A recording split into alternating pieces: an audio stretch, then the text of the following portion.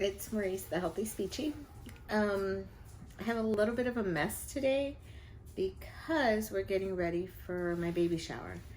So if you see different angles and plants, it's for the baby shower. Today's topic is student externs. So speech pathology, when you're in the master's program, you end up going and doing clinical hours. Most facilities start with clinic on their campus, and that's direct supervision. Their preceptors, well, not even the preceptors, the professors are there, and or the university liaisons are there. Sometimes they have student observers, like undergrads, observing them during their treatment. It's very structured, it's very clinical. It's typically a pediatric population. For those clinics, they are low cost it's either low cost or no cost for the patients that they treat, because they are going through their first level of therapy, I guess, as clinicians. So then after they do that, it's typically a semester or two, depending on how your university has it set up. So after you do that, you move over to your extern sites, which are your clinical rotations. We have two for most universities. A lot of universities that I know try and have one pediatric and one adult to allow their students to have a full spectrum of what a speech language pathologist would do in different environments. Or it's not even really a full spectrum. It's just a better idea, because you could do pediatrics, but you could do a clinic, you could do home health, you could do ECI, the early childhood intervention, Easter seals, you could do a school setting. For adults, you could do home health, you can do nursing homes, you could do acute hospitals, you could do inpatient hospitals, which is where I'm at currently. Or you could do an outpatient clinic as well. So it just depends. There's lots of options to choose from. And a lot of the times the students don't have a choice. They get placed somewhere. I know for my externship, since I did Texas A&M University of Kingsville, and I chose to do my externship sites outside of that Kingsville area, I had to find my own sites. So I ended up choosing a nursing home. And for the second site, I went back to my pediatric facility that I was a SLP assistant at for many years. And so that worked out for me. The students I've had now, I started having student externs in 2012, I believe. I think so. And I was working at a nursing home. So I've had over 20 student externs in the past 7 years. I've had a student extern almost every semester, including summer sessions. And I take pride in having them be as well-rounded as possible and knowledgeable. I tell them at the beginning, day one, be ready to treat. You'll be working with your cognition patients, your speech language patients, stroke patients, dysphagia. I'm with you 100%. You're not on your own for that. So don't worry about it too much on that first day. But for doing cognition and speech language stuff, you're not going to hurt anyone. It's okay. I want you to jump in, get your feet wet, try and figure things out. And I'm there, obviously, to help guide you along the way, give you the best guidance I can. And I've done that with every facility I've been at. So my students, by the end of it, I tell them that my goal is to have them be able to float and tread water. I don't need them to be Olympic swimmers, but I need them to feel comfortable enough that if they do choose to go to an adult setting, which is the settings that I'm typically in with them, if they do choose to go to an adult setting, that they will be able to at least tread water, figure things out, and not be too timid. My externship was a little bit different.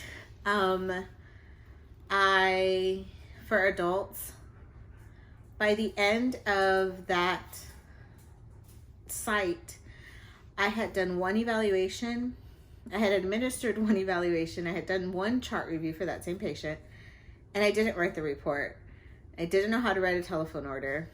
I didn't practice note writing because my preceptor would write the notes and go about that way. And it was where I thought, oh, this is good. Like, I'm all right. I'm kind of coasting kind of thing. In the bigger picture, I felt at a disadvantage. I tried to go back once I got my CF. They hired me as PRN, so contract. And I got there to do an evaluation. I didn't know where to find the charts. I didn't know where to find the evaluations. I didn't know how to do a chart review. I didn't know anything. And this is a facility that I was at. And at that point, I acknowledged my lack of knowledge, and I talked to the director, who was my supervisor for that facility as well. And I told her, I don't feel comfortable. I can't do this. I apologize for wasting your time. And that was the end of that. So I went back to pediatrics, which is where I was. And that was just contract. So it wasn't horrible. They just found someone else to do that assessment and went on from there. I went back to pediatrics. And then when my facility closed, I decided adults were a little bit safer, which isn't true either. They have their own issues. But I decided adults were safer, so I'm going to go to adults. I need to get this experience. So I went to an adult facility. I did get proper training. I did have people I could ask. I wasn't alone. And it worked out. So I got my first student there at that facility, and we figured it out, and we went from there. As an extern, your job is to learn. That's all you're doing, learning. If you don't have an answer, if you don't know, look it up, ask your preceptor. It's okay to feel lost. You're not expected to know everything. And even as a seasoned clinician, you're not expected to know everything. One of my really great professors told us that your job is not to know everything, but to know where to look to get the answers for the questions that you have. So we're wrapping up our student externs this week, actually. And they've done very, very well. We're very proud of them. They've come a long way. One of them started off real timid and shy and with a soft voice. And over the course, she has blossomed into this amazing therapist that the patients absolutely love. Our hard of hearing patients can hear her, which is great. I was very proud the day that I was sitting outside of the room and I could hear how loud she was, and she was using a good volume for that patient. And she's just come a long ways. Our other student as well has come a long way, and feels so much more comfortable with treatment and evaluation and what to do and how to do. It does make me happy and very proud to see my students succeed and continue to grow within the field. I don't expect them to go to adult facilities or a hospital or a nursing home or anything specific, but I just want them to feel comfortable enough that if they did choose to go there, or if that was the only option for whatever reason, that they would be okay. I also take pride in continuing relationships with them. So I'm still friends with the first student extern I ever had, up to the most recent graduate students that I had in spring, and obviously my current students, and everyone in between. I am not the easiest preceptor because I do expect them to work. I ask questions, which isn't atypical, and I don't do it to be rude or belittle. I do it because I want them to think through the process. There's no sense in me saying, here are the answers to every question you have, because you're not going to learn it. You're going to memorize it maybe and throw it somewhere, as opposed to saying, well, let's think through this problem. If your patient has a brand new tracheostomy and they're aphonic, and you do digital occlusion, and when you remove your digit, your finger, there's a ton of back pressure. So what do you think is going on? They may not get the answer, but they need to think through the process. And then for that case, we need to verify, obviously, that the trach, if it's cuffed, that the cuff is deflated. If it is deflated, we need to figure out, well, maybe that outer cannula part is too large, in which case no air can flow along the sides and the patient can't phonate, and that's why there's back pressure, so it's not going to work. And figure out, talk through the process. That's the only way to get to the answers that you need. I have had one student here in South Texas. I was at a nursing home. We were at the time when I was there, over 90% Spanish dominant. The student refused to learn Spanish or attempt to treat in Spanish. And I was there with them.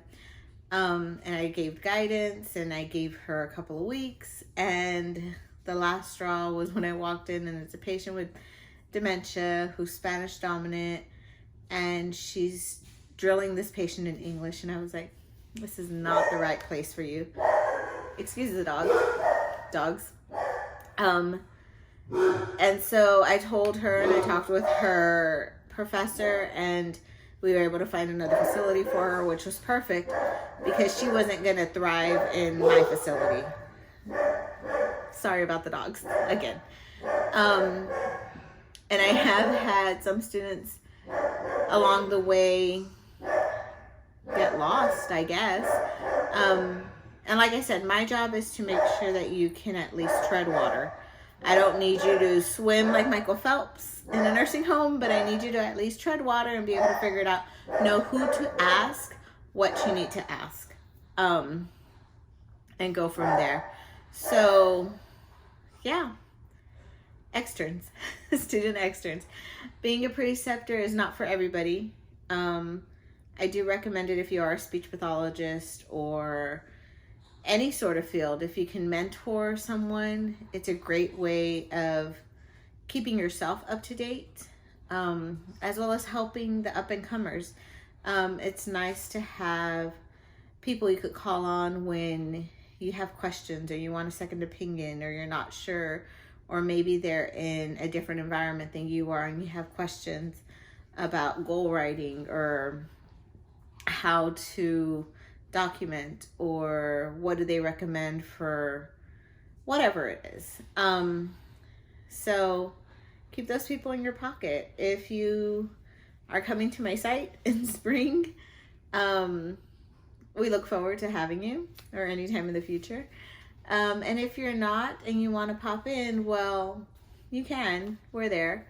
There's always volunteers. There's always students that can come in and shadow, as long as they follow whatever hospital procedures that they ask you to do via education. But we're there to help you learn. And that is one of the biggest things I pride myself in, as well as my coworkers. We encourage learning constantly, growth and development, and everything in between. And if you haven't figured it out, I absolutely love to learn, and I'm constantly learning. And my students know this, which is great.